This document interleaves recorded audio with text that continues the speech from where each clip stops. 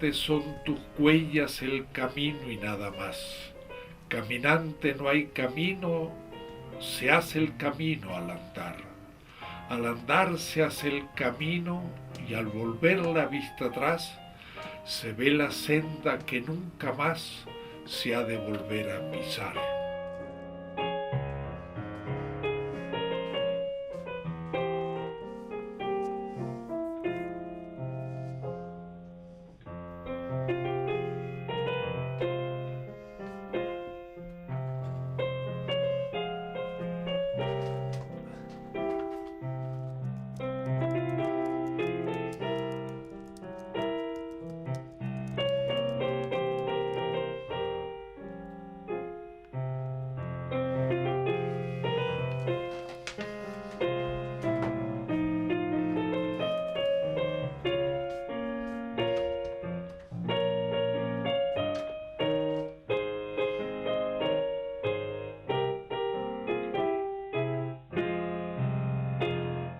Intentaremos hacer una experiencia que es autointerpretar la vida de un autor que es uno mismo, lo cual en cierta manera es una empresa imposible. Pero hay que realizarla de alguna manera y esto sería, creo, con dos vertientes. Pensarla, esa vida en el tiempo y hacer un recorrido cronológico, pero también pensarlo en el espacio, porque en el tiempo el autor o el sujeto se va abriendo a distintos horizontes. La patria pequeña primero, luego otros horizontes culturales, Europa, el Medio Oriente, América Latina, Estados Unidos, África, Asia, que son mundos, espacios, pero espacios culturales que el autor o el sujeto va descubriendo y por la presencia en ese lugar va también entendiendo aspectos que no se pueden estudiar si no se pueden tener como una experiencia. Y eso lleva tiempo y lleva también estudio para profundizar lo que eso significa.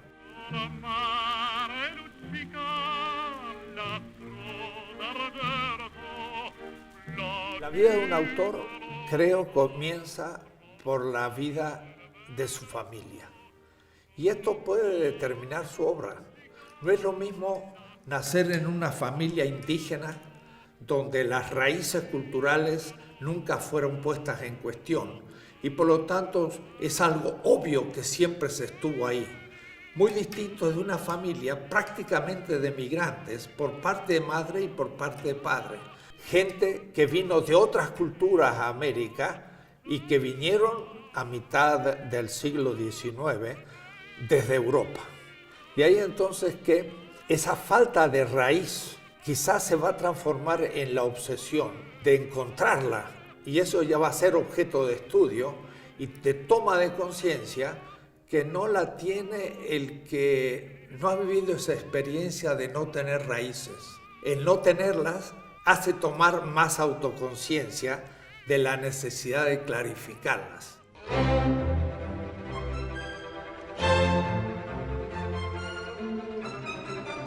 La familia de mi padre era alemana. Johannes Caspar Dussel se llamaba mi bisabuelo. Nació en 1840 y murió en 1913. Nació en Schweinfurt, Baviera, y murió en Buenos Aires. Llegó a Buenos Aires allá por 1870.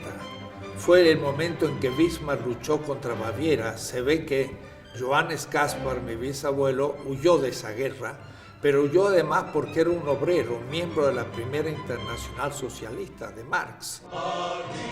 Y en Buenos Aires, con otros amigos, fundó lo que se llamaba el Vorwärts, que era la vanguardia del Partido Socialista. Y él, como carpintero, hizo los muebles de la primera casa del pueblo de todo el continente, muebles que fueron quemados en 1945 cuando hubo un levantamiento contra Perón y se persiguió a la izquierda y ahí se quemó la sede del Partido Comunista en Buenos Aires.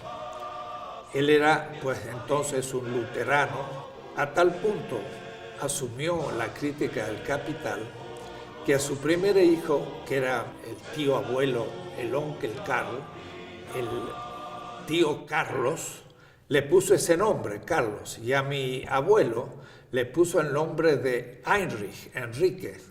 Era Carlos Enrique Marx. Voy a decir que me llamo Enrique porque mi bisabuelo le puso a mi abuelo el nombre de Enrique, que era el segundo nombre de Marx.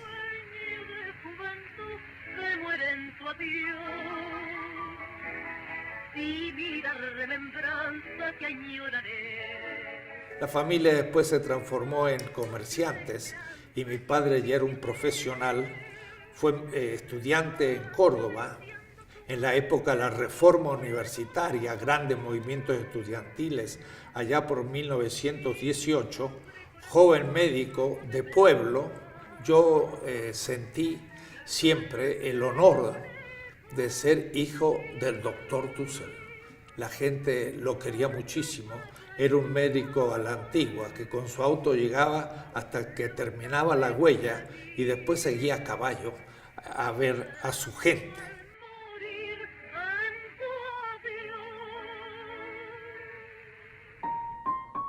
Mi madre, en cambio, fue de una familia italiana, del norte de Italia, más bien de comerciantes. Ella, pues, no era luterana, sino católica. Porteña, muchacha de la gran capital del puerto, estudió francés y era una gran pianista. Tocaba muy bien Chopin, pero también tocaba muy bien el tango. Y era una mujer muy simpática, pero a los 19 años se casa con mi padre y de la gran capital se va a un pueblito perdido que fue donde yo nací, que se llama La Paz. Este pueblo se llamaba Colocorto en la época colonial y producía trigo, pero el río Mendoza después se fue secando y por eso entonces que La Paz se transformaba lentamente en un desierto. Pueblito pequeño de 5.000 habitantes con calles de tierra, de a caballo, con olor a viñas, a vino, a frutas. Era una infancia totalmente en tierra adentro. Era una infancia feliz, diría yo, en contacto con el pueblo, con la gente más simple. Había indígenas, pueblo originario, lugar de gran temperatura en verano, 40 grados de calor, y bajo cero en invierno, un clima muy duro. Pero ese desierto me va a hacer entender cuando después esté en La Mancha, en España, y el desierto arábigo en el Medio Oriente. Van a ser desiertos que para mí van a tener una significación como originaria.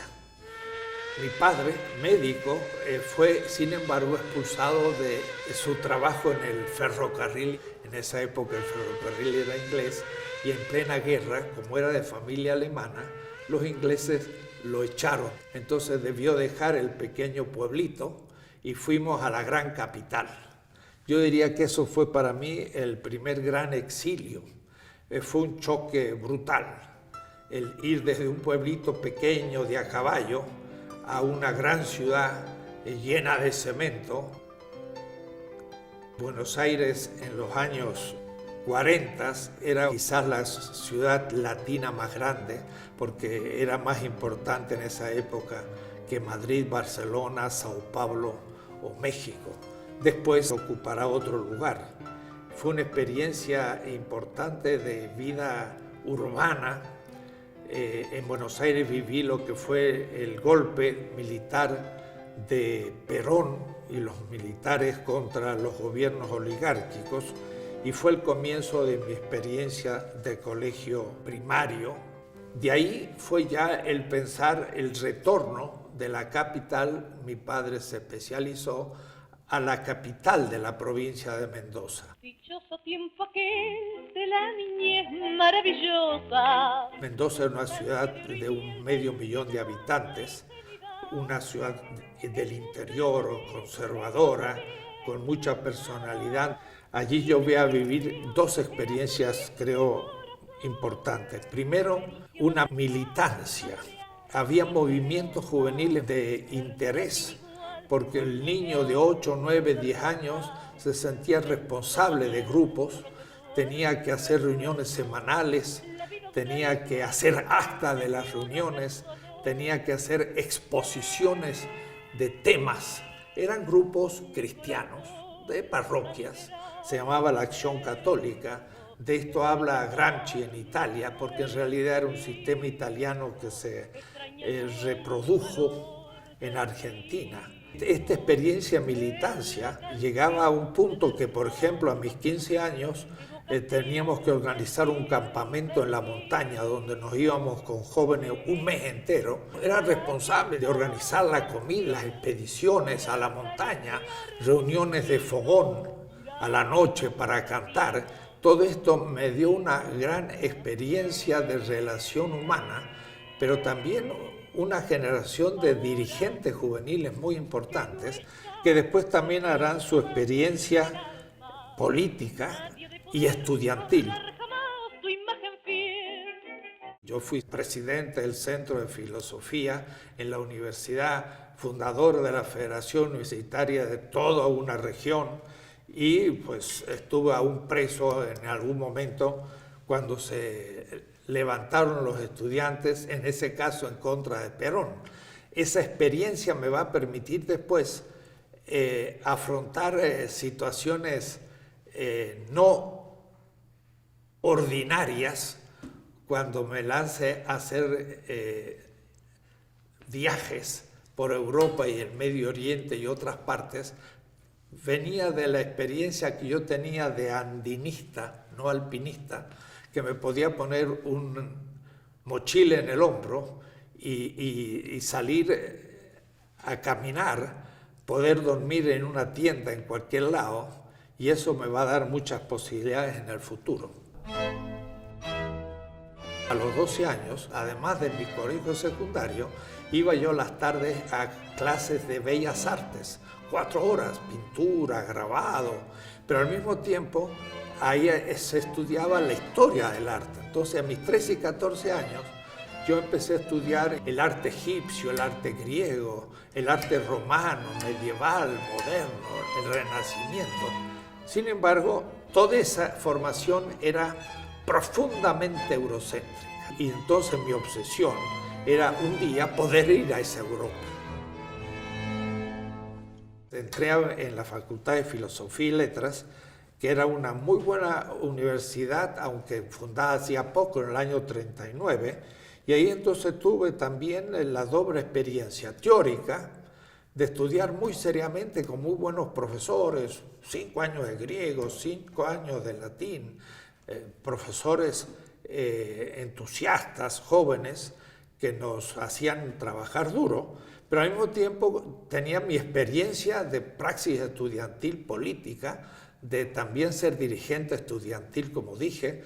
Llegamos a tomar la facultad y en un momento yo tuve en la mano la llave de la Facultad de Filosofía y diciéndonos, y ahora, ¿a quién proponemos la dirección de la escuela? Que vivan los estudiantes, jardín de nuestra alegría. Lo cierto entonces es que fue una gran experiencia teórica y de buena formación política, y fue la etapa argentina, diría yo, de mi vida, la etapa de la patria chica, pero era todavía una experiencia nacional. Eso sí, en todo el país, desde el norte al sur, con los movimientos estudiantiles, pero no había salido yo de Argentina. Puedo decir que en el 57, yo tenía 23 años, terminé mi licencia y no bien terminé mi último examen, la semana siguiente estaba tomando un barco en Buenos Aires que me iba a Europa, y entonces comenzaba una segunda etapa de mi vida, pero era al mismo tiempo geográficamente dejaba la patria chica y me abría a otro horizonte. Cuando llegues a Madrid, chulona mía, voy a ser temperatriz en Lavapiés.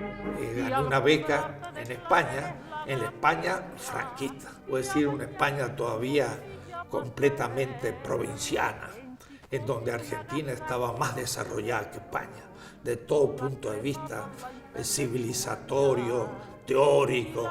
Yo digo, fue una buena experiencia porque era otro país, me dediqué solo al estudio, no aprendí tanto que digamos, pero sí aprendí a conocer España, que ya era otro continente.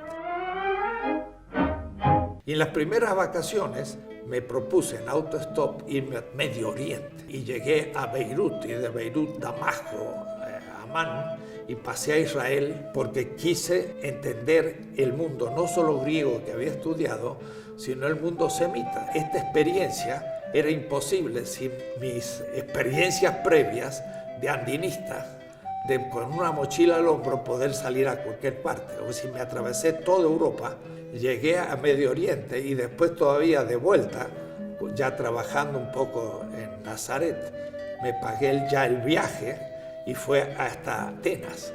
Pero de Atenas a Madrid me lo hizo todo en autostop.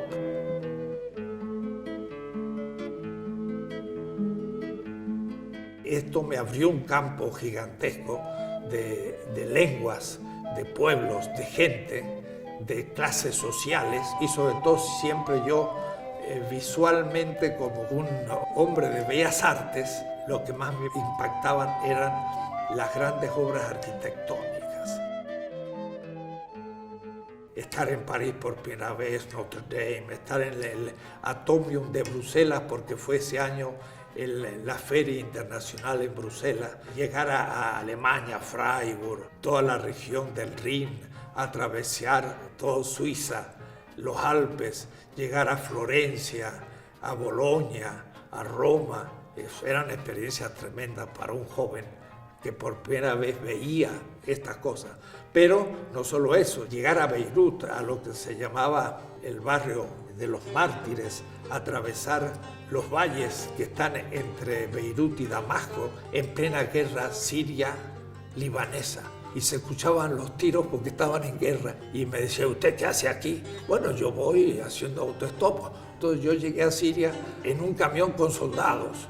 Y yo ahí con mi mochila y de la montaña vi abajo Damasco. Y me fui a vivir con el barrio cristiano de Bab Tuma, justamente donde Pablo de Tarso, dice la tradición, que se convirtió y tuvo que salir de la ciudad de Damasco por un muro. Y ese muro lo conservan los cristianos todavía, es como si lo estuviera viendo hoy. Experiencias inenarrables de un viaje hecho a pie de tierra, o es decir, ni siquiera en tren, sino de auto en auto, de camión, yendo con la gente, teniendo que poder hablar con ellos. Volví a España, terminé mi doctorado y en el 59 dejé España y me instalé durante 2 años en Israel. Shalom Aleichem, Malache HaShalom, Malache Elyon. Esta quizá la experiencia subjetiva, cultural y hasta espiritual más fuerte en mi vida, porque ahí hubo que dejar todo. Las lenguas que tenía no servían, las experiencias aún de subjetividad que tenía tampoco servían. El mundo occidental estaba fuera, estaba en el mundo oriental, eran tradiciones distintas, liturgias distintas, comidas distintas, y entonces uno como que si le hiciesen un raspaje del hueso a cero y quedaba uno desnudo ante la novedad de algo que uno nunca había sospechado. Eso me va a permitir a mí después entender muchas cosas, ¿no? Estar más abierto a la recepción de lo nuevo, porque todo lo que había hecho en cierta manera estaba siendo negado y puesto sobre el nuevo horizonte. Era la intuición de mi juventud, de que el pensamiento griego, tan importante en el pensamiento filosófico y occidental, no era en realidad el origen más profundo de nuestra cultura, sino eran los semitas, que venían, entre comillas, por los cristianos. O es decir, lo cristiano no es de origen griego, es de origen oriental, semita. Entonces yo veía que la cultura dicha occidental no era solo griega, era griego semita. Y entender a los griegos me daba claridad sobre un aspecto de mi cultura, pero sobre el otro yo tenía una total ignorancia. Entonces era necesario, así como estudié el griego, estudiar el hebreo y profundizar otra tradición que no lo había hecho, sobre todo en filosofía. Y por eso tuve la intuición de que el mundo semita me era necesario para entender América Latina, porque ya el descubrimiento de América Latina lo empecé a hacer desde la partida. Yo no estaba en Israel por los semitas, estaba en Israel por el origen de mi cultura. Y entonces siempre hablo de que hay un autor que se llama Eduardo Mallea, que escribió un libro que se llama Una pasión argentina. Y si Sarmiento, que era uno de los héroes en Argentina pedagógicos, decía que había que matar a los gauchos y a los indígenas porque era la causa de nuestro atraso y había que imitar Estados Unidos y Europa, esto es Sarmiento. Eduardo Mallea, reaccionando contra, decía: lo nuestro es el gaucho, es el llanero en Colombia, es el cowboy en Estados Unidos, pero en la historia de este gaucho está en los llaneros de Extremadura, pero estos vienen del Magreb y estos vienen del desierto arábigo. Entonces, entender a este hombre montado sobre un caballo como si fuera un centauro, había que ir hasta el desierto arábigo para descubrir la propia historia. Eso fue también una experiencia de trabajo manual. Yo trabajaba de obrero, 8 horas por día durante 2 años. Claro que al mismo tiempo iba a estudiar el hebreo, lo que se llamaban los cursos del Ulpan, que era un sistema de estudio rápido del hebreo en los kibutz. Entonces estuve también en un kibutz Guinosar, en el mar Tiberias, de pescador. Debo decir que los discípulos del fundador del cristianismo, Pedro, Juan, Santiago, todos estos eran pescadores en el lago. Yo fui pescador en el mismo lago y tiraba las redes donde tiraron las redes los discípulos del fundador del cristianismo. Es decir, iba realmente haciendo como la radiografía de la geografía del origen del cristianismo, pero habiéndolo caminado. Es decir, viví 2 años en Nazaret, y de Nazaret a Cafarnaúm hay 40 kilómetros, y en un buen día de marcha forzada, en mi juventud, podía ir de Nazaret hasta Cafarnaúm en un día. Aquella tierra del fundador del cristianismo era muy pequeña. Quiere decir entonces que fue una experiencia que hoy es de suma actualidad, porque hoy se habla mucho de Walter Benjamin, que habla del mesianismo materialista, y todo eso lo viví yo allá en 1959-60, hace 50 años, porque Benjamín no conocía bien el hebreo y nunca estuvo en Israel. Yo sí estuve en Israel y conozco bien el hebreo, y justamente no tuvimos la intuición, sino que explicitamos qué significa el mesianismo materialista que el propio Benjamín intuye. Entonces, eso que yo voy a ir descubriendo como proyecto, en este momento, al mirar atrás, digo, de haberlo proyectado hoy, cómo prepararme para entender el presente, no podría haber hecho mejor que lo que hice efectivamente. Es decir, iba yo intuyendo las cosas que ahora se realizan. Ahora, ¿por qué?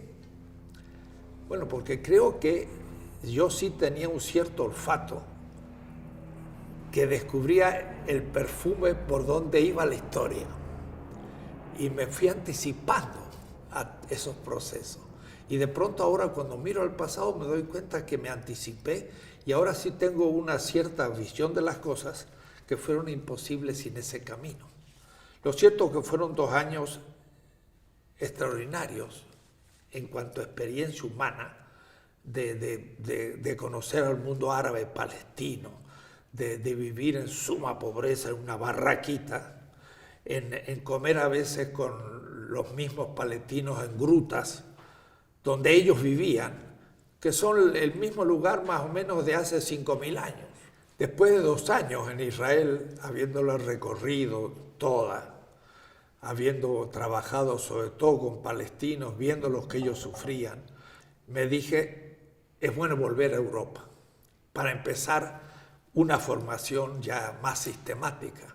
Y de ahí que volví a Europa, esta vez ya pudiéndome pagar mi pasaje en barco sin autostop, porque había trabajado y tenía un pequeño ahorro, de tal manera que salí de Tel Aviv y llegué a Marsella y me instalé en París. Quand il me prend dans ses bras, qu'il me parle tout bas, je vois la vie en rose.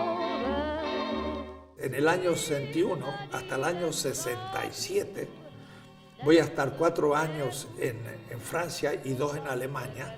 En París llegué a la Sorbona, donde estaba Paul Ricoeur, un gran maestro, que ese año justo dio las clases sobre la simbólica del mal.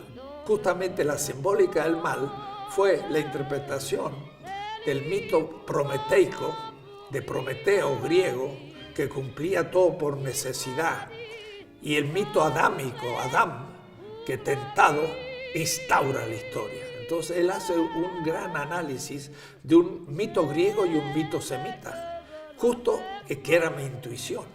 Entonces por eso que en París escribí el humanismo helénico, que era lo prometeico, y el humanismo semita, y son mis primeros 2 libros. Pero también en París, que yo trabajaba de bibliotecario para poder sobrevivir, voy a después escribir el choque del pensamiento semita cristiano con el pensamiento helénico y qué va a pasar durante siglos que se van a ir combinando las 2 culturas. 2 culturas que en el siglo XV va a llegar a América con Colón, con Cortés o Pizarro, que va a ser una historia europea que va a chocar contra el indígena, que va a ser el extremo oriente del oriente, y entonces se va a ir completando mi visión de la historia, que al mismo tiempo lo estaba viviendo. Entonces fue una experiencia extraordinaria. El París de la época había muerto Merleau-Ponty hacía poco, vivía Sartre, uno podía hablar con él, era una gran efervescencia, había el gran diálogo entre marxistas y cristianos. Pero al mismo tiempo quise completar mis estudios y me inscribí e hice una licencia en teología, 8 semestres. Hice 6 en París y 2 en Alemania, en Münster. Entonces hice regularmente, además de mi licencia en filosofía, una en teología. Había hecho mi doctorado en Madrid en filosofía y en la Sorbona hizo un doctorado en historia.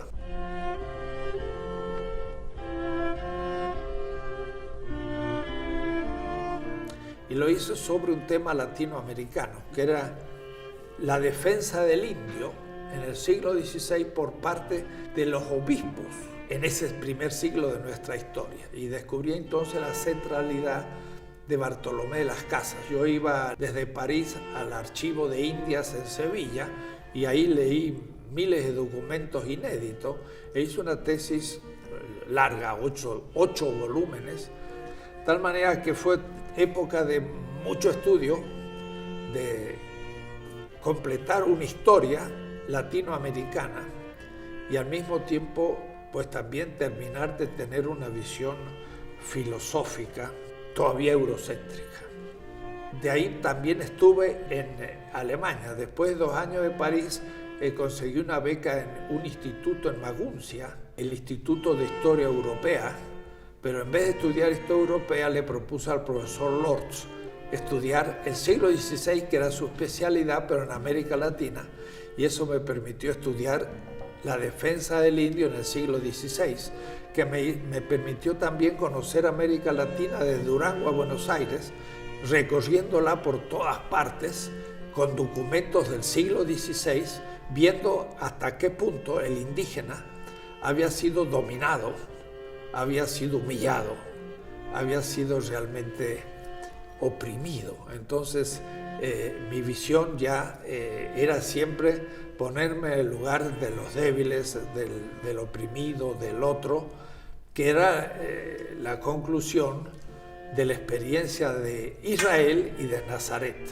Porque en Nazaret, el fundador del cristianismo, un día fue a la sinagoga y abriendo el rollo de Isaías, en el capítulo 61 dijo: el Espíritu del Señor está sobre mí y me ha consagrado para dar una buena nueva a los pobres. Esa era la regla de vida de la comunidad, de la cooperativa de construcción de Nazaret.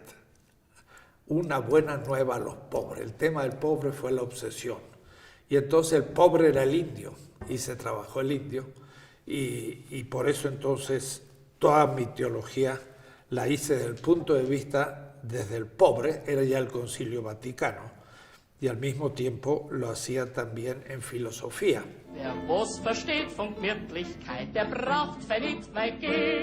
En mis primeras andanzas en Alemania, en el año 63, en München, es que conocí a Johanna.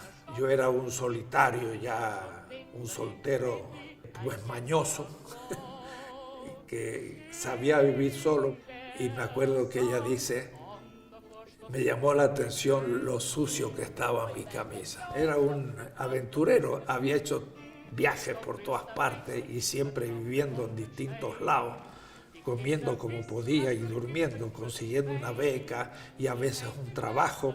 En fin, iba yo avanzando y ahí conocí a Hannah. Lentamente pues nos fuimos amarrando nuestra vida.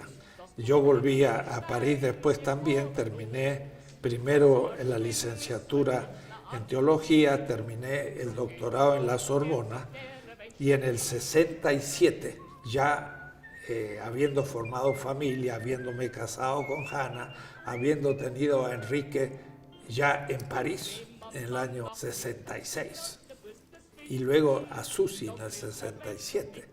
Entonces ya la familia estaba construida a 4 y era tiempo de volver.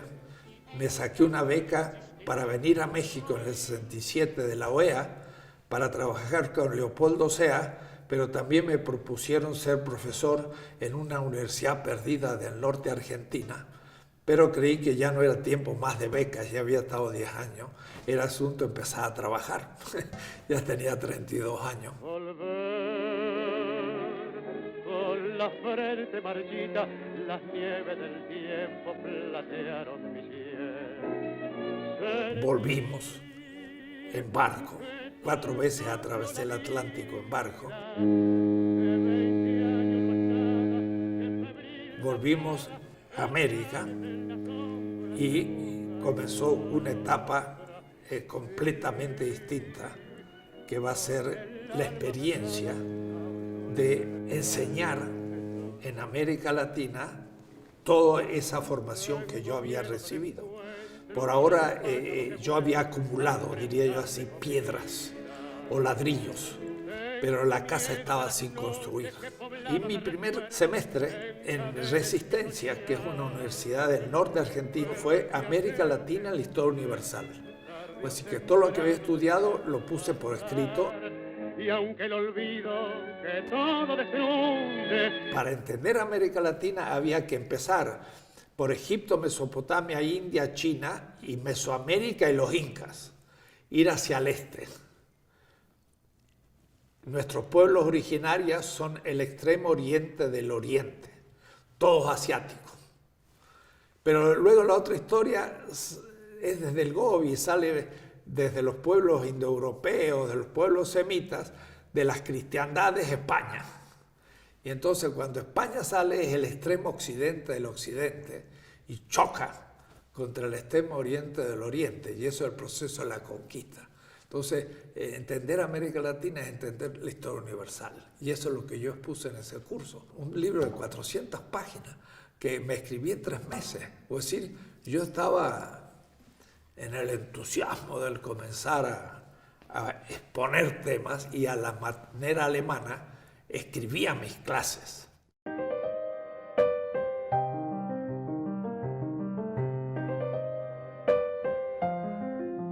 Pero no bien llegué, me llegó una carta de Quito de un periodista que era también director de un instituto que los obispos latinoamericanos habían organizado en Quito, que se llamaba Instituto Pastoral de América Latina, donde unos 200 sacerdotes, religiosas, laicos, gente militante, se reunían 4 meses para repensar su formación en vista de las novedades que había en América Latina.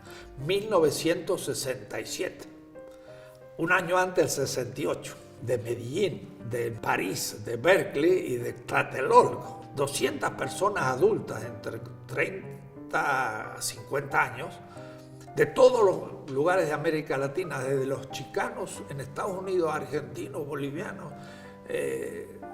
cubanos, todo, una gente muy diversa a la que había que hacerles repensar.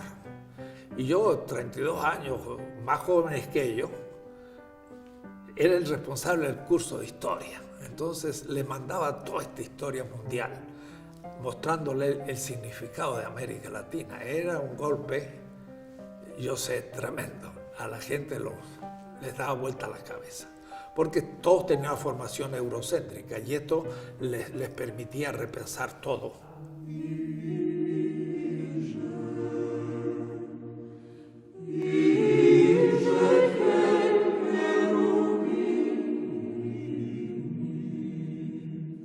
Entonces le daba vuelta a toda la historia de la iglesia, mostraba la decadencia de la iglesia desde el siglo IV, cuando el emperador toma el cristianismo como fundamento del imperio, y el cristianismo, que había sido crítico del imperio y perseguido como tal, se transforma en el fundamento del imperio bizantino en el siglo IV, la cristiandad. Y esa cristiandad es la inversión del cristianismo, porque en vez de estar por los pobres, ahora justifica al imperio. Y eso es lo que nos llegó a América, no el cristianismo, sino la cristiandad. Y entonces eso explica que un Cortés esté con la espada en una mano y la cruz en la otra. Era la inversión completa. Pero yo podía hacer una crítica entonces a la conquistante, gente muy esclarecida. En ese instituto surgió la teología de la liberación. Fui la primera generación de la teología de liberación y la que empezó a entender América Latina de otra manera. Ahí estuvo Ernesto Cardenal, ahí estuvo Monseñor Romero, que fue alumno nuestro. Yo fui maestro de Monseñor Romero, el mártir de El Salvador. Don Sergio Méndez Arceo asistía a esos cursos. En ese instituto estaba Gustavo Gutiérrez, Juan Luis II. Toda esta formación que había adquirido la podía ahora traer, pero al mismo tiempo había una contradicción entre lo que yo enseñaba en filosofía, que era eurocéntrico, y lo que estaba pasando en América Latina, que estaba bajo las dictaduras con grandes movimientos populares. Todos los alumnos me decían, ¿y qué tiene que ver lo que usted hace con la política? Y yo no veía. Y esto va a ser hasta el año 69-70. Levántate y mira la montaña. Por el IPLA tomo contacto con 200 estudiantes cada 6 meses. Estos me empiezan a invitar a todas partes.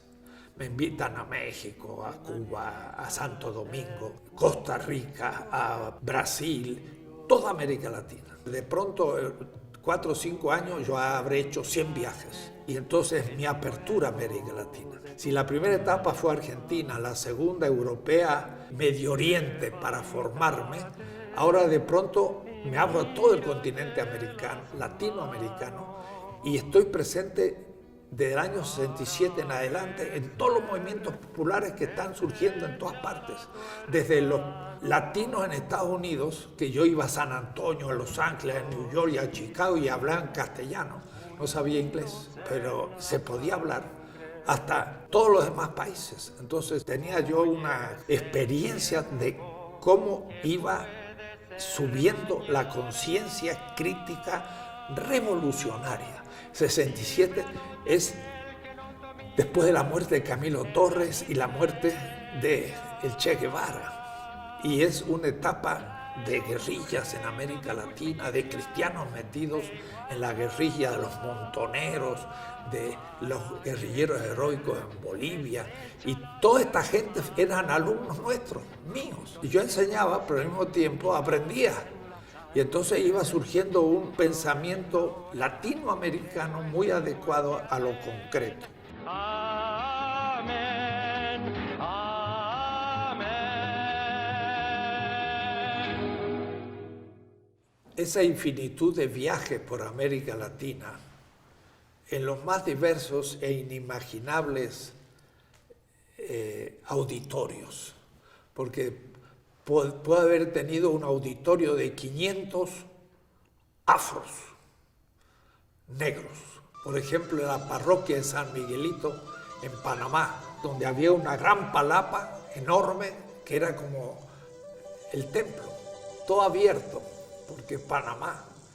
Y todos africanos, hablándoles de historia, ¿no? O lo mismo teniendo indígenas en Bolivia, o teniendo estudiantes aún en México.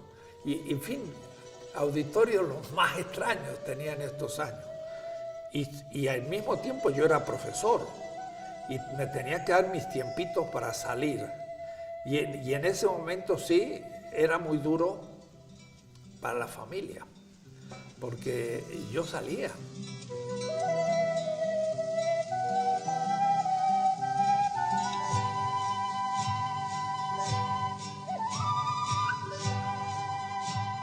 Hanna, que era profesora en el Goethe, profesora de alemán, se quedaba con los dos chicos.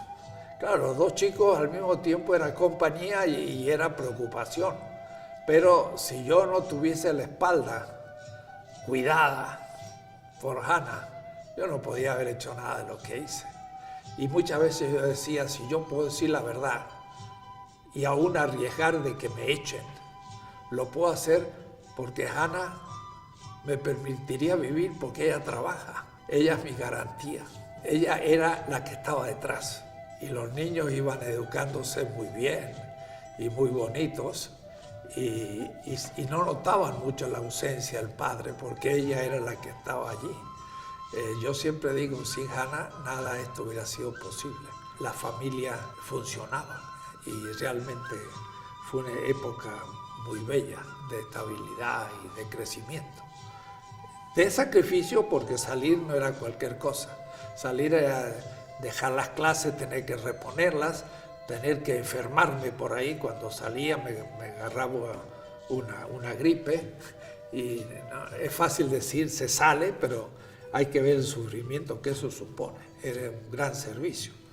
Pues estos fueron años del año del retorno, del 67, hasta el 69, con esta experiencia latinoamericana en base sobre todo a la historia. Pero en el año 69 es que se produce la ruptura teórica, que logramos en un grupo argentino, ligar la filosofía con nuestra realidad política, y este salto nos lo permite Emmanuel Levinas, que es un gran pensador francés que yo no conocí en París cuando estuve, pero que lo conocí después y me hice amigo y tengo sus cartas y le iba a visitar su casa. Levinas es un judío justamente, entonces todo mi pensamiento judío o hebreo o semita me permite entender a Levinas.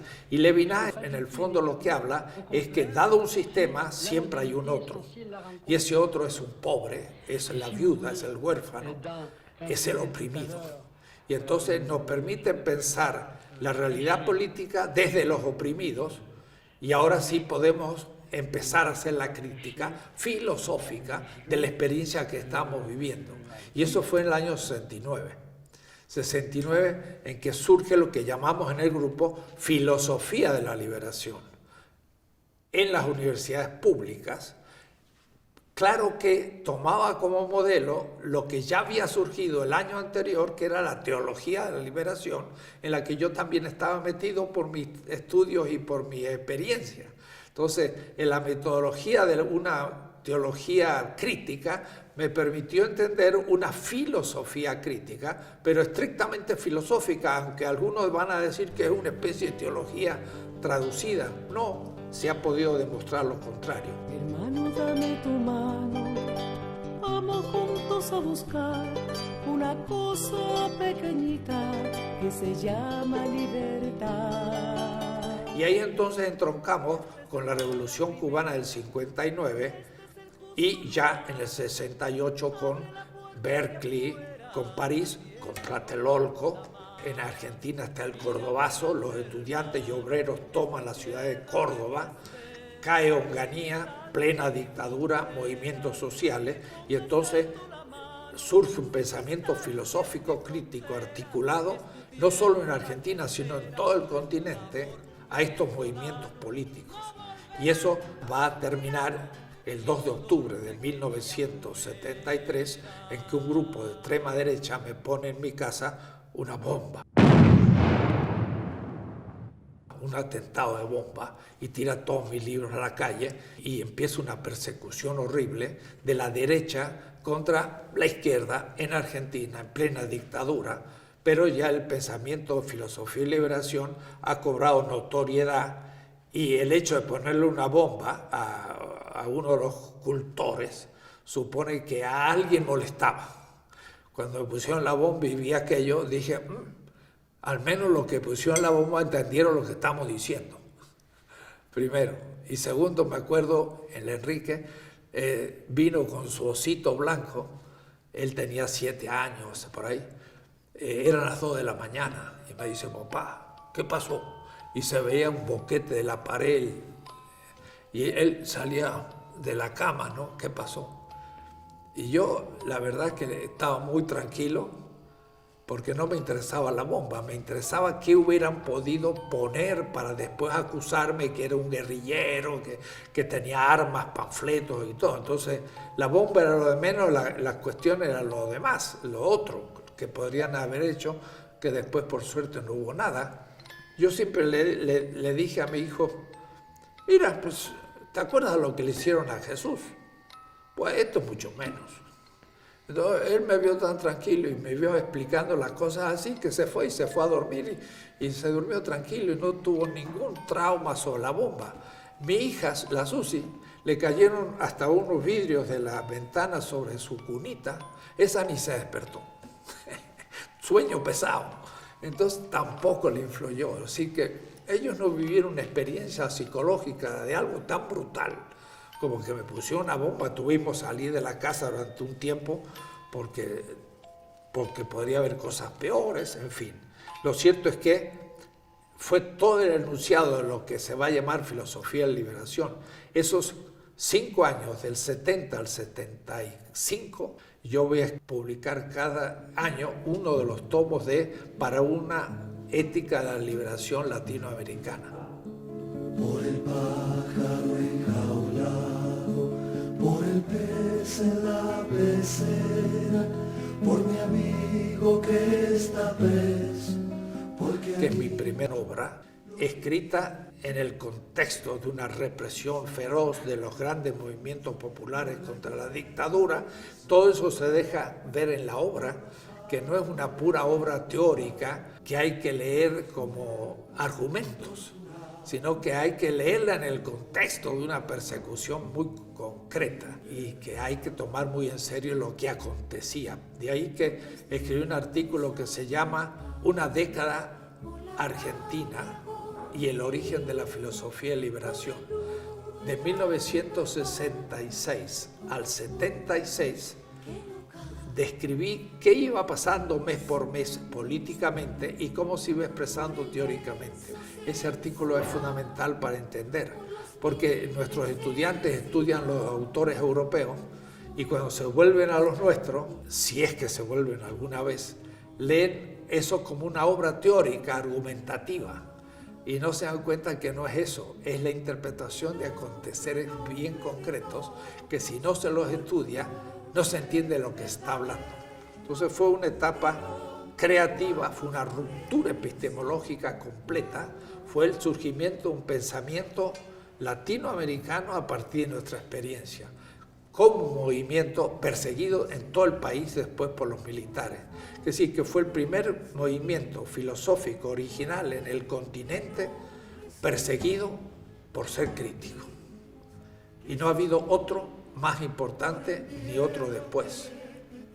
Fueron más de 15 profesores expulsados de todas las universidades y en algunos hasta murieron, como Mauricio López. Por los hijos que te matan, yo te nombro libertad. La filosofía latinoamericana en general es comentario a los autores europeos. Entonces uno pregunta a un filósofo, ¿y tú qué haces? Yo soy kantiano, yo soy hegeliano, yo soy marxista, yo soy psicoanalista, yo soy pensador existencial. O decir, sucursaleros, dice un autor. En mi país, qué tristeza, la pobreza y el rencor. La filosofía de liberación es ya una invención latinoamericana. ¿En qué consiste? Primero, que hay que pensar la propia realidad. La filosofía piensa lo real, y eso ya es el primer capítulo. La realidad es sociohistórico-política concreta, latinoamericana. Entonces ya no es Europa, sino somos nosotros. El punto de partida es, hay un mundo en el que yo vivo, eso es Heidegger, y lo explica muy bien en la gran obra Ser y Tiempo. Soy en el mundo. Ahora Levinas da un paso más. Dice, yo soy en el mundo, pero en el mundo en que soy siempre hay un oprimido. Siempre hay un otro que no es respetado. Por eso Hammurabi, el semita, hace 3700 años, rey de Babilonia, dijo, he hecho justicia con la viuda, el huérfano y el pobre y el extranjero. Eso es un derecho muy especial, porque no hace justicia con la mujer, sino con la viuda, que es la del otro. No hace justicia con el hijo, sino con el hijo del otro, que es huérfano. No hace justicia con el rico, está fácil, sino con el pobre, que nadie defiende. No hace justicia con el conciudadano, sino con el extranjero. Puede decir, es una justicia crítica que toma en serio el derecho del otro.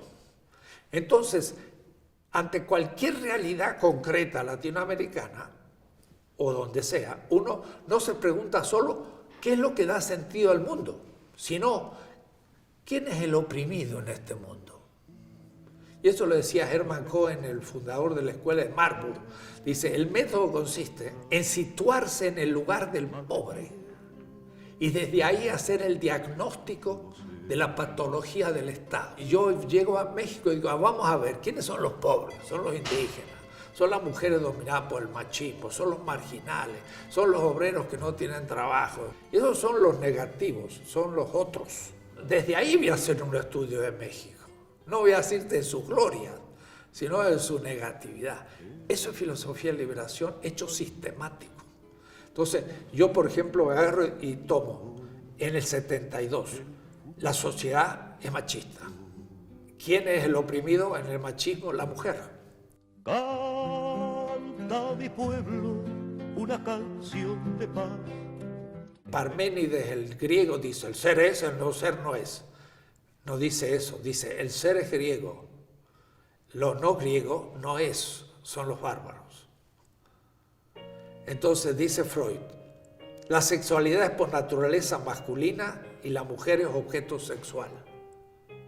Esa es la definición del machismo. La sexualidad es por naturaleza masculina.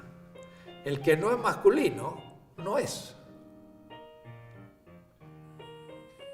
Es objeto, no sujeto. Y eso es todo el psicoanálisis, eso es un machismo terapéutico, ¿no? Entonces, yo puedo tomar a Freud en la erótica y mostrar que el otro es la mujer. Pero si yo tomo el capitalismo y digo, ¿quién es el otro del capital? Es el pobre. ¿Quién es? El obrero explotado. Entonces, el obrero produce plusvalor, pero no se lo apropia. Eso se lo apropia el propietario y eso es la ganancia y por eso es un rico y por eso es pobre. Pero ahí ya Freud no me sirve Marx. porque Marx me explica el Capital. Pero después viene otro y dice, pero la cultura dominante es la que se impone. Y en cambio las culturas dominadas son tenidas como bárbaras. Entonces viene Paulo Freire y dice, pedagogía de la liberación. Tengo que enseñar al otro que no es un bárbaro, sino tiene una cultura distinta que la dominante. Pero entonces ya no me sirve Freud, ni me sirve Marx, me sirve Paulo Freire. Y en cada uno de los horizontes de dominación hay otros autores y hay otros discursos. Y entonces todos esos discursos son filosofía de liberación, porque tiene que decir qué es totalidad, qué es exterioridad, por qué se aliena al otro, cómo se libera, y todo esto es un tema abstracto. Y ese tema abstracto, metadiscurso, es filosofía de liberación. Eso no es filosofía, no existía. Es una novedad latinoamericana. Y entonces cuando me dice usted, ¿qué filosofía hace? Filosofía de liberación. ¿De dónde viene? De América Latina. Es la única, no hay otra. No hay ninguna otra escuela filosófica que diga, es latinoamericana. Eso es filosofía de liberación. El proyecto de filosofía de liberación surge de un debate, porque Salazar Bondi dice, no hay filosofía auténtica en América Latina, es imitativa. Leopoldo Sea dice, sí, hay filosofía en América Latina porque la filosofía es universal. Y por lo tanto aquí hacer filosofía se ha dado siempre. Yo entro al debate, yo digo, filosofía auténtica no ha habido en cuanto a latinoamericana. Y la filosofía es universal. Pero sí puede haber filosofía latinoamericana si partimos de la negatividad. O es decir, si nos preguntamos por qué no ha habido, y si no ha habido, ¿cómo es que tiene que haber? Y entonces eso es filosofía de liberación. Pensar que no ha habido y pensar las condiciones para producirla y empezar a producirla. Ese debate se hizo en el 69-70 y de ahí surge una generación en Argentina que hicimos congresos con 800 profesores. En el año 1973 estuvo Salazar Bondi, estuvo Sea, Schwarzman, otros grandes filósofos, y se enfrentaron a 800 participantes de un congreso de filosofía y liberación en Argentina. Y no era público general, eran profesores, ¿no? Ellos vieron una cosa impresionante y Salazar Bondi dijo, esto es novedoso, y el mismo Leopoldo Sea escribió un artículo sobre qué significa filosofía de liberación, pero fue el primero, en el año 73, y esto había surgido antes. Entonces, yo escribí primero para una instrucción de la historia de la ética, y después método para una filosofía de la liberación, y para una ética de la liberación latinoamericana. En esos años del 69 al 75, yo produje como 7 obras, era una fecundidad tremenda porque había muchos inputs, había muchas sugerencias, y yo estaba viajando por toda América Latina y expresaba lo que estaba pasando en otras partes, no solo en Argentina, en México, Brasil, sino en otras partes que poca gente conectaba lo que se estaba produciendo ante las dictaduras, porque las dictaduras más o menos duraron del 64 al 84, 20 años. Y ahí se produce entonces el fin de esa época y el exilio. ¿Por qué me echan de la universidad? Me le echan, me ponen unas listas, los grupos de derecha de gente que van a asesinar. Había uno primero y yo venía segundo y eran como 10 que iban a asesinar. Entonces al primero, que era un amigo, Ezequiel Anderej, lo fueron a buscar a su casa. Él huyó al fondo, le tiraron un tiro, le pegaron una pierna y todavía vive y es rengo, porque saltó a la casa del vecino y lo persiguieron, pero se salvó. El segundo era yo, de la lista, ¿no? Digo, la cosa va en serio. Me echaron de la universidad, quedé a la intemperie sin protección. Dije, me voy. Y había estado en México justo antes y se estaba fundando la Metropolitana. Entonces estuve en abril y ya tomé contacto con mis amigos y dijo, me vengo a México. Entonces volví a Argentina, pero ya dije, me voy. Y cuando dije me voy, ya me dieron por ido. y bajó el nivel de la tensión en la casa, ¿no? Si Hanna hubiera sido una argentina, yo me hubiera quedado hasta el final y hubiera desaparecido en el año 76. Pero gracias que no era argentina, me fui yo primero y después se levantó la casa y se vino. Y eso nos salvó, de tal manera que en el 75, en mayo, yo me vine primero a San Antonio. Deep within my heart lies a melody, the song of old San Antonio. Porque entonces dije, yo no hablo inglés, yo hablaba alemán, francés, italiano, pero no inglés, nunca había estudiado en el mundo anglosajón. Y me fui a San Antonio un mes, me puse a trabajar intensivamente en inglés y después de un mes di una conferencia en Spanglish, en inglés español, sobre el dólar. Una conferencia fantástica, porque sabía que iba a necesitar el inglés en la nueva etapa. Entonces dejo Argentina y América Latina en cierta manera y me vengo a México.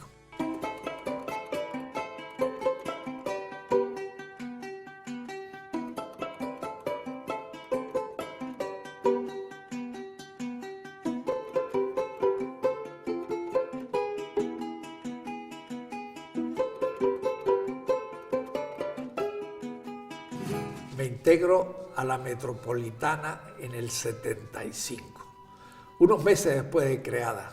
México me recibió con los brazos abiertos y además la Metro estaba fundándose. Claro que yo no entré a filosofía, tuve que pagar mi derecho de piso, yo entré a diseño en Azcapotzalco. Ahí hicimos muy buenos seminarios y una etapa creativa bellísima, pero yo estuve 7 años de profesor ahí hasta que me pasé al departamento de filosofía en Iztapalapa. Entonces también fue un derecho de piso, como Aristóteles, que salió de Atenas y se tuvo que ir a Asos ahí a enseñar a un grupo de gente exilado de Atenas porque Espeusipo fue nombrado el director de la Academia de Platón y Aristóteles, como era provinciano, lo tiraron para afuera, ¿no? Entonces yo también sufrí un poco, pero me fue muy útil y pienso en mi estética de la liberación poder escribir la experiencia de Azcapotzalco.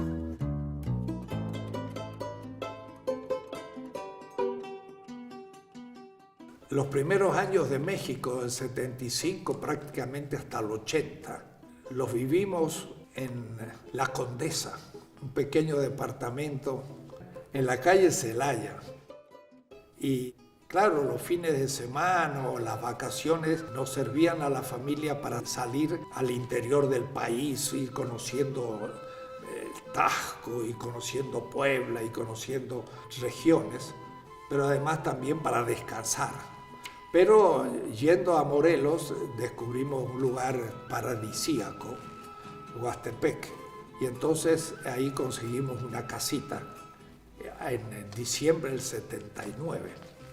Y eso permitió que yo y la familia saliéramos los viernes y volviéramos los lunes. Y yo trabajaba de viernes a lunes, sin sábado ni domingo de descanso, sino que era un descanso, porque ahí uno podía nadar, podía caminar, ponerse el short, no había televisión, no había pérdida de tiempo.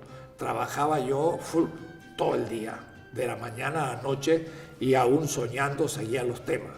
Entonces solamente cuando un tema era bien soñado estaba hecho, ¿no? Y ahí entonces del 80 hasta el 2006, 2007, fueron años en que nunca estuve un domingo en México, en la ciudad. O estaba en el extranjero o estaba en Huastepec. Y fue entonces que trabajé a fondo Marx. Lo cierto es que entonces llegué a México queriendo estudiar el inglés y ahora entonces estaba yo mejor situado que en Argentina para el contacto con el Caribe y la Revolución Cubana, Centroamérica, el contacto con Estados Unidos, que no había yo hasta ese momento tomado ningún contacto con el mundo anglosajón.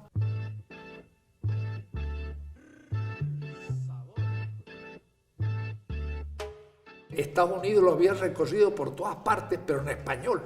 Es decir, que realmente no era Estados Unidos, era el mundo hispano. Ahora, lo extraordinario es que yo podía tener un público de 100 personas en Nueva York o Chicago hablando español, ignorando el inglés. Pero ahora era necesario empezar a hablar a los anglos.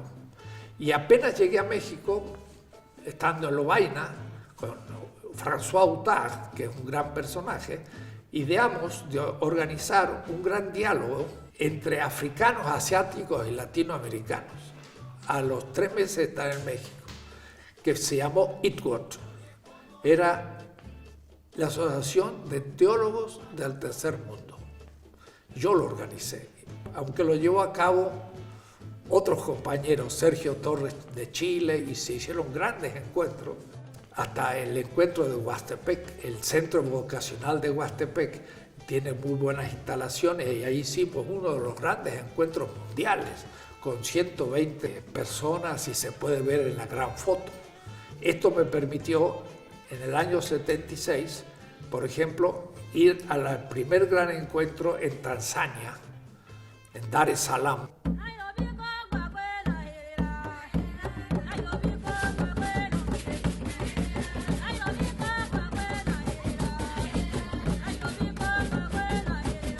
Donde estaba Nyerere, un gran presidente. Organizamos el primer diálogo, 20 latinoamericanos, 20 asiáticos y 20 africanos, discutir. Y fue muy notable, los africanos tenían el problema de la cultura, los asiáticos el problema de la religión, los latinoamericanos el problema socioeconómico, más bien marxista. Entonces fue un diálogo bien tenso, de no coincidencias, más bien de provocaciones. Pero eso se va a ir haciendo estos encuentros anuales, que me va a pasar lo que me pasó en el IPLA en el año 67. Ese contacto con 200 en el IPLA me abrió toda América Latina porque me empezaron a invitar por todas partes. Bueno, en Dar es Salaam también yo hice una exposición con otros ante 40 teólogos del África y del Asia, y entonces del 76 al 85 más o menos me pasó lo que me pasó en América Latina. Me empezaron a invitar en muchos lugares del África y del Asia. Entonces yo empecé a viajar al Cairo, a Kenia, a Zimbabue, a Ghana, al África. Pero también después estuve en la India muchas veces, 5 veces, en Sri Lanka, en Tailandia y sobre todo en Filipinas, por ejemplo. Entonces fue para mí, del 75 en adelante, la apertura al África y al Asia, y al mismo tiempo, en agosto del propio 75, fui a Chicago. Estoy buscando América y temo no encontrarte. Y ahí se organizó un diálogo entre latinoamericanos y norteamericanos. Y ahí estuvo Porfirio Miranda, por ejemplo, el autor de Marx y la Biblia, y ahí estaban los grandes teólogos de la liberación, Miguel Bonino, Gustavo Gutiérrez, Hugo Asman, todo el equipo de grandes teólogos, con norteamericanos. Y entonces yo participé ahí también. Entonces ahí conocimos a grandes intelectuales norteamericanos y ellos nos conocieron a nosotros. Y de ahí en adelante hasta hoy, bueno, yo habré hecho en Estados Unidos más de 100 participaciones en encuentros, conferencias, cursos.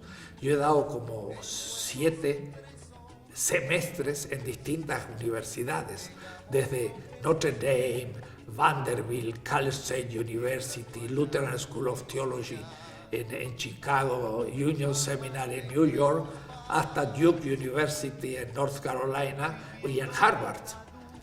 He hecho semestres por todas partes, pero al mismo tiempo cientos de conferencias en Estados Unidos, debido a ese diálogo que se empezó a producir en el año 75.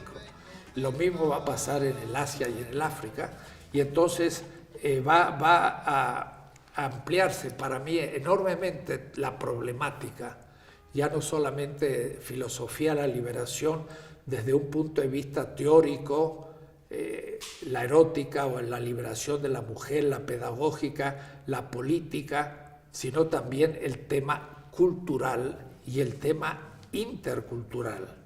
Y eso pensando ya en casos concretos. Es decir, lo intercultural significa, cuando estuve, por ejemplo, en Senegal, dar un curso en África.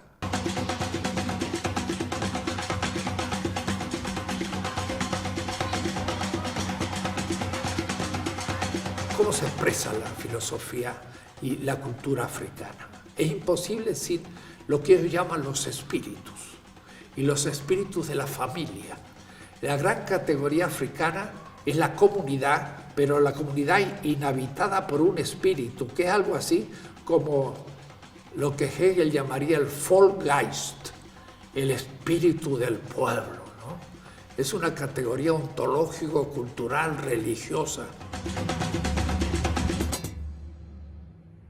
Entonces, entender el África hay que verlo ahí, en contacto con la gente.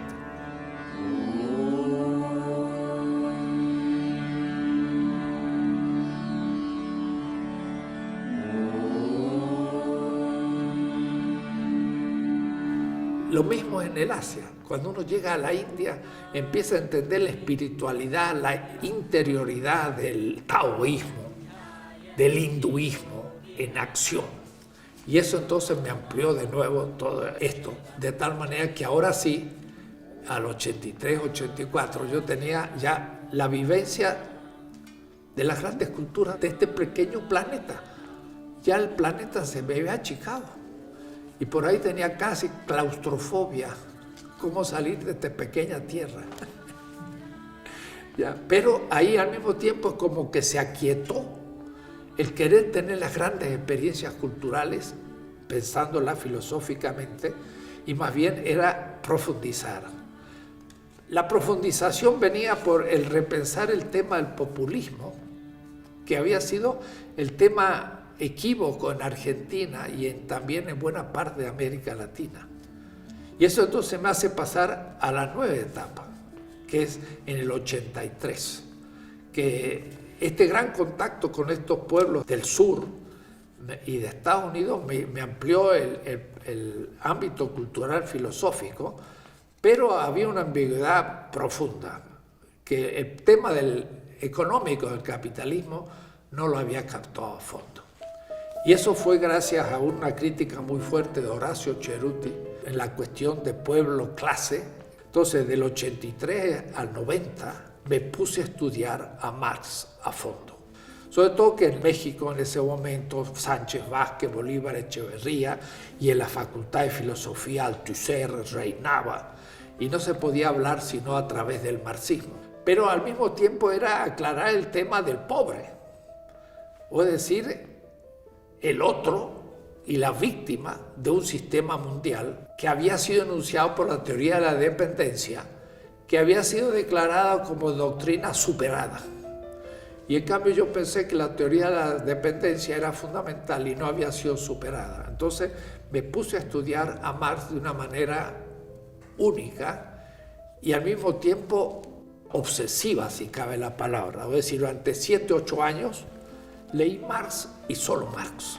Y dejé de leer otras cosas, me atrasé. Pero eso me llevó a hacer un trabajo increíble, que fue el primer comentario de las 4 redacciones del Capital. Marx escribió 4 veces el Capital.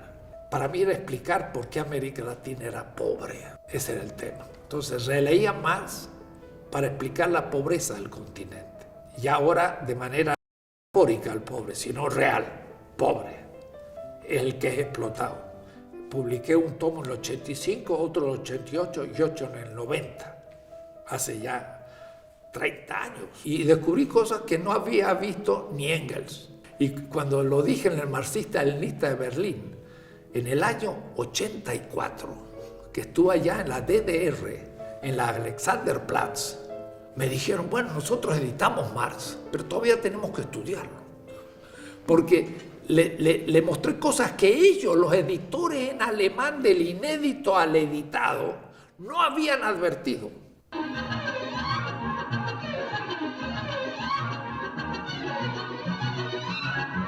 cosas muy precisas, que cuando Marx dice, en el plus tiempo, el plus trabajo, no se produce valor, sino se crea valor desde la nada. Entonces Marx está usando un concepto semita, la creación de la nada, en la economía y en el punto central del tema del plusvalor, que es la esencia del pensamiento marxista. Digo, este es un tema semita, no es griego ni es moderno, es semita. ¿Qué me dice? Creación de la nada. Lo leen. Ahora lo dije en la Sorbona, ante los profesores marxistas actuales. Silencio completo. Y claro, yo lo escribía en alemán, porque él dice, el trabajo vivo de lebendige Arbeit ist die schöpferische Quelle des Wertes aus nichts. Es la fuente creadora del valor desde la nada. Él nos dice que se produce plusvalor, dice que se crea. Y como crea desde un salario no pagado, es desde la nada. Entonces está usando una expresión teológica, creación de la nada.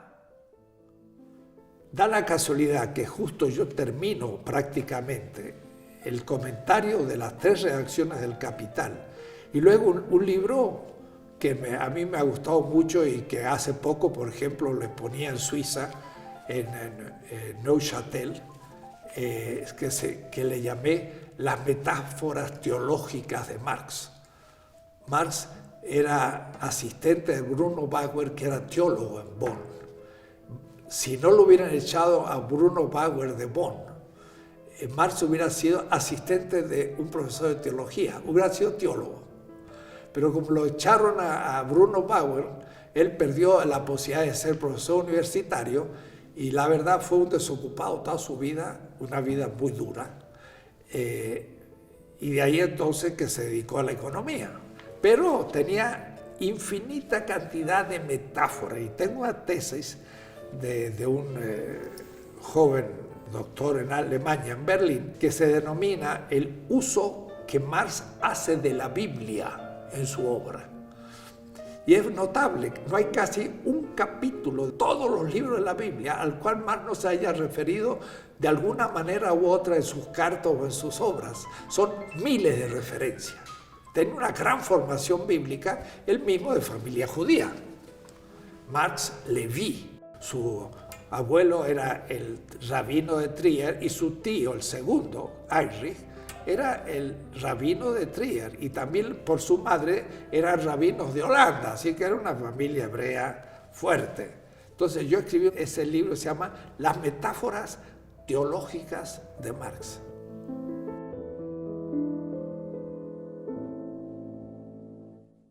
En el 89 termino justo de escribir el 4º tomo de Marx y mi amigo Raúl Forné Betancourt en Münster me dice, vente, vamos a comprar un libro.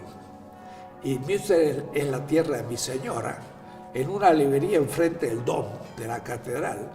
Y entonces me lleva y dice, estos 2 tomos. Y compro 2 tomitos de Surkamp, que se llama Die Transformation der Philosophie. La transformación de la filosofía Carl Otto Appel.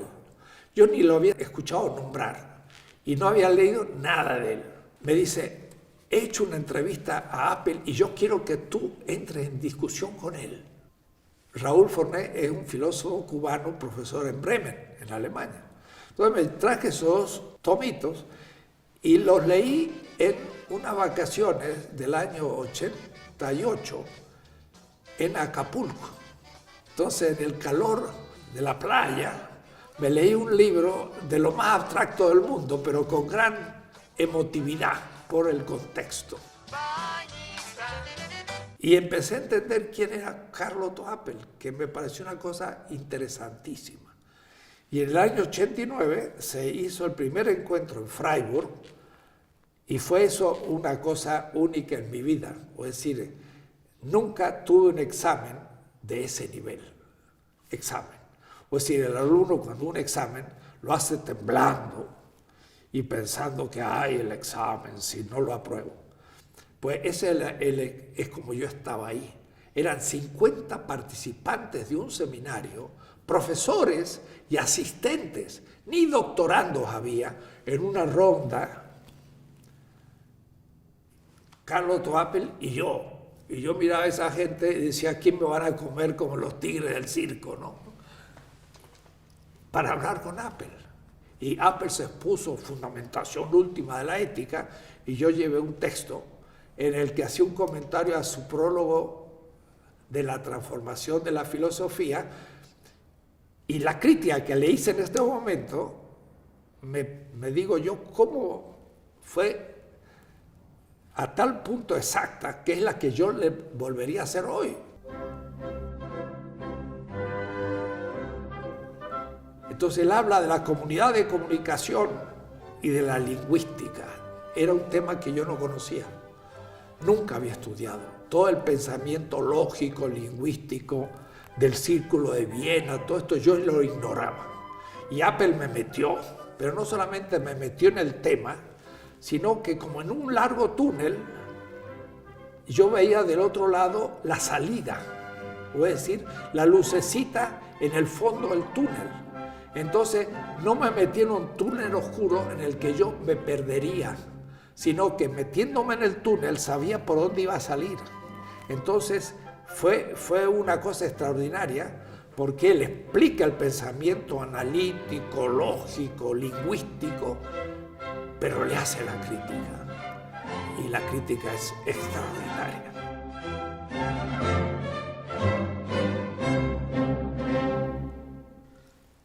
Entonces, a mí me permite cubrir una parte de mi formación que no tenía, pero al mismo tiempo hacer la crítica a esa parte que nunca la había asimilado, porque no estaba de acuerdo, pero ahora no solamente la comprendía, sino que la crítica que daba Appel es justamente lo que me había impedido poder descubrirla. Y entonces aprendí muchísimo en este diálogo con él. Pero desde el comienzo le dije lo siguiente: hay una comunidad de comunicación, para que haya consenso tiene que haber una participación simétrica. Pero ¿qué pasa si hay alguien que ha sido excluido de la comunidad de comunicación? Le apliqué la pregunta de Levinas. Hay una comunidad de comunicación en que estamos todos de acuerdo, pero hay un excluido que no forma parte de la comunidad. Por ejemplo, los españoles estaban de acuerdo que la conquista era justa, pero los indígenas no estaban de acuerdo que fuera, pero a ellos no le habían dado lugar. Appel habla de una ética de la comunicación, estoy de acuerdo. Marx habla de una ética de la justicia a nivel material, y estoy de acuerdo. Pero lo que pasa es que las dos son necesarias. Appel y Marx. Y Marx no conocía a Appel. Y Appel ha negado a Marx. Yo lo voy a articular. Entonces, para que un acto tenga pretensión de justicia, tiene que cumplir con las exigencias de la vida y cumplir con las exigencias de la argumentación. Ambas. Entonces, uní Marx, que había trabajado durante 8 años, con Appel, que trabajé durante años, y dije, hay una determinación formal de lo material y una determinación material de lo formal. Pero además hay otro aspecto, que es la factibilidad de lo que elija. Pero además hay otro más, que es que haga lo que haga, habrá víctimas, porque el acto perfecto es imposible. Y si yo tomo la víctima de punto de partida, pongo en cuestión todo lo anterior, la argumentación y el sistema económico de la vida.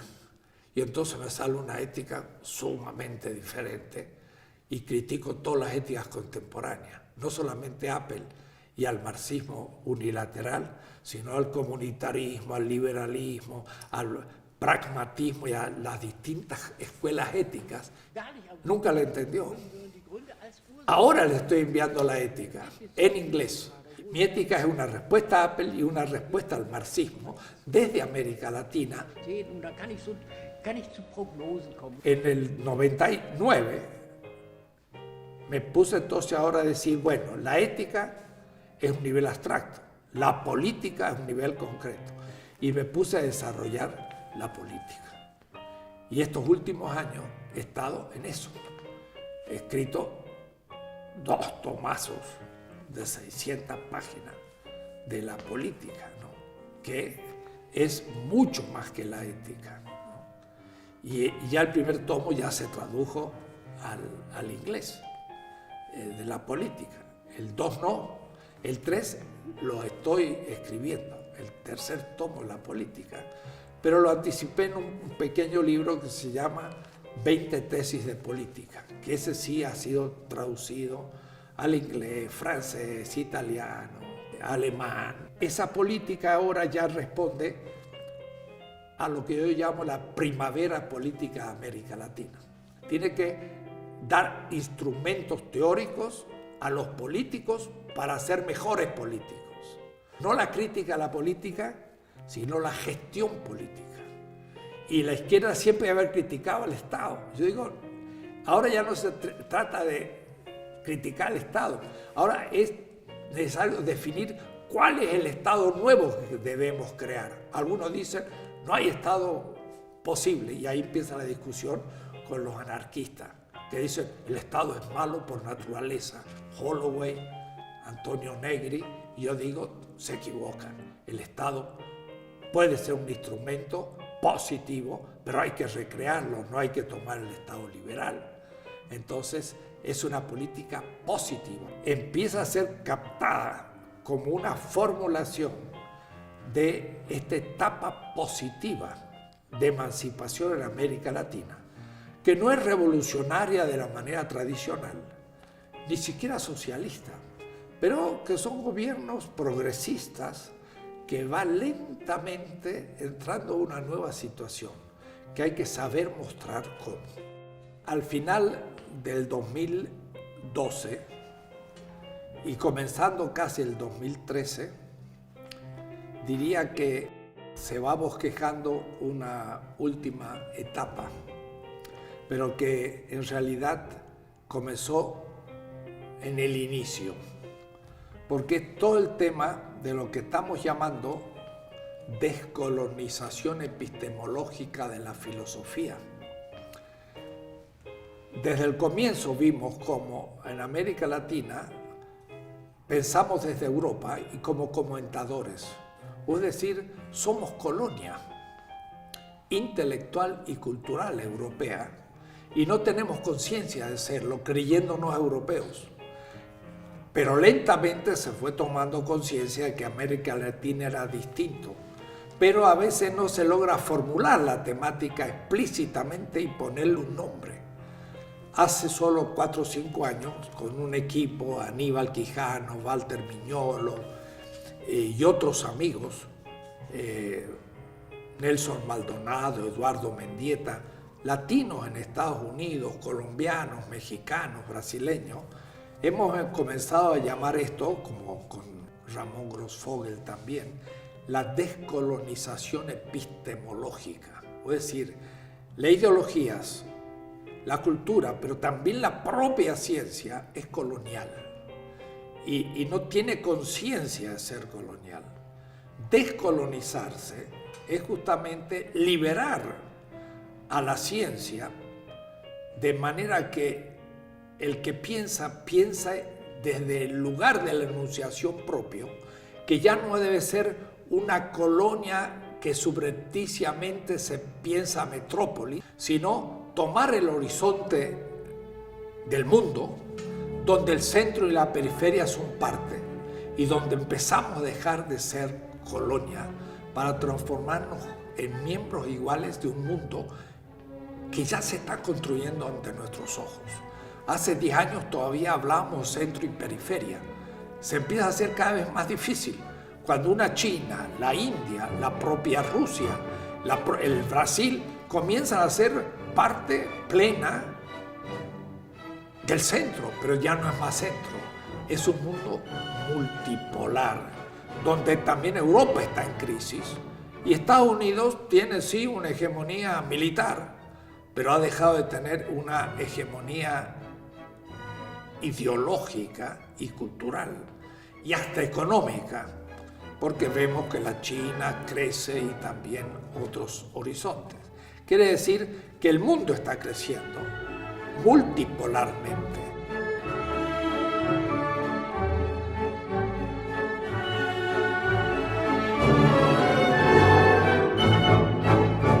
Y este tema fue ya nombrado desde hace años por la filosofía de la liberación contra el llamado posmoderno, contra el posmodernismo.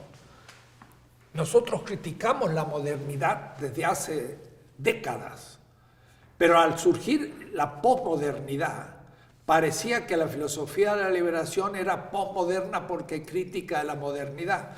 Pero descubrimos muy rápido que Lyotard, Rorty y Vátimo son todavía eurocéntricos, son metropolitanos y por lo tanto son lo que yo llamaría la última etapa crítica de la modernidad misma. Mientras que hemos llamado, y yo en concreto, transmodernidad, a aquello que va más allá de la modernidad y por lo tanto más allá de la postmodernidad, a un mundo nuevo que está surgiendo, donde la modernidad impactó a todas las culturas, pero despreció en ellas muchos aspectos que no eran para ellos valiosos, sus lenguas, sus costumbres, sus filosofías y aún hasta técnicas artesanales que no le interesan. Y ahora en cambio los chinos, los hindúes, el África Bantú, América Latina, el mundo musulmán, árabe, empieza a descubrir los valores de eso que la modernidad despreció. Y a partir de la toma de conciencia, de hacer la historia de esa exterioridad a la modernidad, se está produciendo un desarrollo, no desde el centro moderno, sino desde esos polos exteriores a la modernidad. Es decir, la China está creciendo no como pura imitación de Occidente, sino a partir de tradiciones propias que toman de la modernidad en parte, pero por otra parte son neoconfucianos, por ejemplo. El capitalismo chino no es puramente capitalista, es neoconfuciano y no calvinista, pero ese mismo capitalismo va a tener que ser puesto en crisis. Entonces llamo transmodernidad al pasaje a una nueva edad del mundo. La modernidad empezó con el descubrimiento del Atlántico en el 1492 y está terminando. Estamos ante una nueva edad del mundo donde ahora esos que eran coloniales van a ser iguales. Y esas filosofías que eran comentarios de la filosofía moderna, volviendo a sus tradiciones, va a surgir por primera vez una filosofía mundial.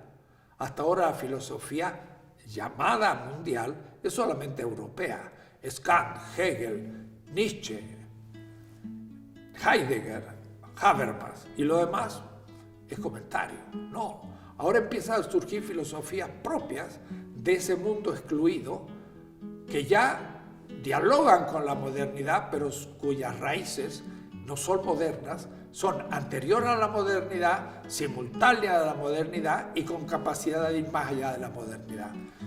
Eso es lo que llamaría yo descolonización epistemológica.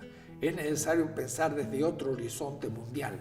Y de hecho, este año, en agosto, hemos organizado la primera reunión que se llama Diálogo Interfilosófico Sur-Sur. Quiere decir que estamos ya comenzando ese diálogo en la idea de una filosofía mundial que no necesite ser imitadora ni de la filosofía griega, pero ni siquiera de la china o la hindú. La filosofía como amor a la sabiduría. Y la sabiduría como un saber ordinar el sentido de la existencia. Eso lo puede hacer un chamán de una tribu. Y entonces, filosofía es el amor que tiene ese chamán a saber ordenar la vida de los miembros de su comunidad, acerca de la vida, la muerte, el matrimonio, el bien, el mal, y eso lo puede tener un chamán de una comunidad esquimal o tupi guaraní en el Brasil. Y ese concepto de filosofía sería mundial.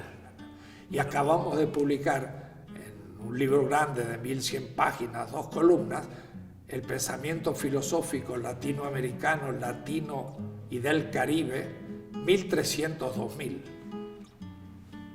Es la primera vez que se publica una visión de conjunto de la filosofía latinoamericana. Hace 2 años. ¿Cómo es posible? Porque justamente estamos en la toma de conciencia de una historia que fue negada, pero que ahora cobra conciencia de su valor y debe reconstruir sus raíces para dialogar con el pensamiento islámico, chino, hindú, bantú, europeo, norteamericano. Y eso es lo que se proyecta para los próximos decenios. Cuando alguien dice, yo soy un sabio, compañero, eres un ignorante que cree que sabe. Porque el sabio, cuando descubre uno, son 10 nuevas preguntas. Y cuando descubre 10, son 100 nuevas preguntas. Y cuando descubre 100, son 10.000 nuevas preguntas. Entonces, cuando alguien es más sabio, como Einstein, es el más humilde que sabe mucho más que nadie todo lo que ignora. Entonces se vuelve más humilde, más servicial, más compasivo, más sabio. ¿Por qué yo existo? ¿Lo he merecido? Y entonces ante el universo y mi vida yo digo, gracias, me permitieron ser. Me aconteció cuando tenía mi etapa mística de 15 o 16 años que me dije una vez, ¿y por qué yo no soy Dios? Me dio rabia, como una rabia infinita. Y de pronto me vino como una gran paz. Dice, no soy Dios, pero soy. ¡Wow! ¡Qué bueno! Y me dio una gran alegría. Soy. Pudo nacer. Mi padre tenía millones de esperma y solo uno acertó. Y soy yo, lo otro pobre esperma. Fueron posibilidades. Soy. Gracias. ¿A quién? A quien sea.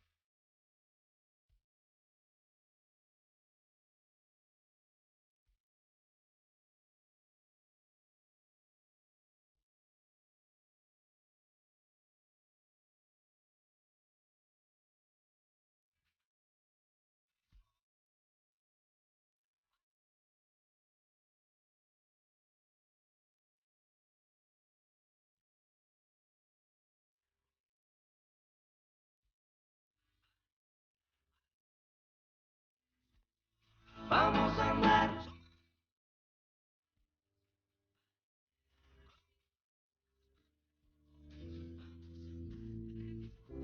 Yo siempre digo que es como presagios. 1936, tendría yo 2 años, un sombrero, un chupón, una valijita en la mano y un triciclo. Entonces, ya estoy listo para salir de viaje. Yo digo presagios. No sabía el niño tan chiquito que iba a tener un largo camino. Bueno, hasta aquí.